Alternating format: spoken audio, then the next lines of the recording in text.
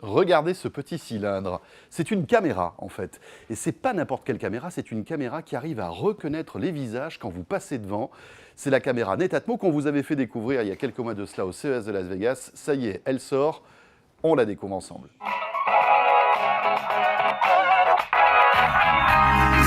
Alors la question que vous vous posez, est-ce que ça marche bien cette caméra qui détecte les visages? Alors au début, elle se cherche un petit peu, c'est-à-dire qu'elle va apprendre votre visage. Et petit à petit, elle va en fait véritablement vous identifier.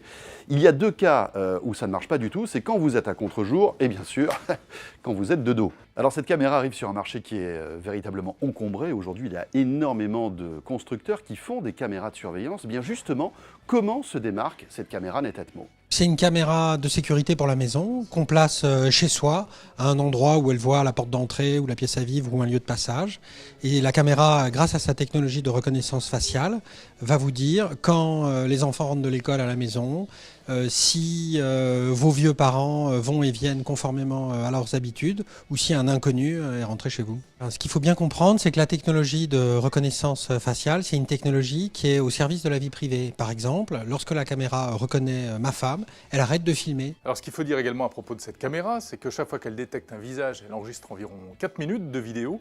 Contrairement à d'autres caméras, les images ne sont pas stockées dans le cloud, dans le nuage, mais directement sur l'appareil, sur une petite carte mémoire. Avantage, il n'y a pas d'abonnement à payer. Inconvénient, peut-être, si jamais un cambrioleur s'introduit chez vous et qu'il emporte la caméra, eh bien, il emportera avec lui toutes vos images personnelles. Il y aura quand même une photo qui sera prise, une seule, et qui sera conservée, à laquelle vous pourrez accéder, peut-être pour le reconnaître. Une caméra comme la nôtre ne vous dit pas mouvement détecté pour qu'ensuite vous deviez sortir l'application et regarder ce qui s'est passé chez vous. Elle vous dit les enfants sont rentrés de l'école, voilà, vous regardez cette information, cette notification sur votre smartphone, sur votre smartwatch, et puis c'est fini, voilà, vous passez à autre chose. Vous n'avez pas vocation en permanence à regarder ce qui se passe chez vous par le trou de la serrure.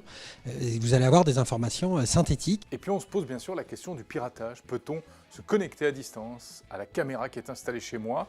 Évidemment, toutes ces caméras vidéo sont ultra sécurisées, elles utilisent des protocoles de chiffrement, mais le risque zéro n'existe pas.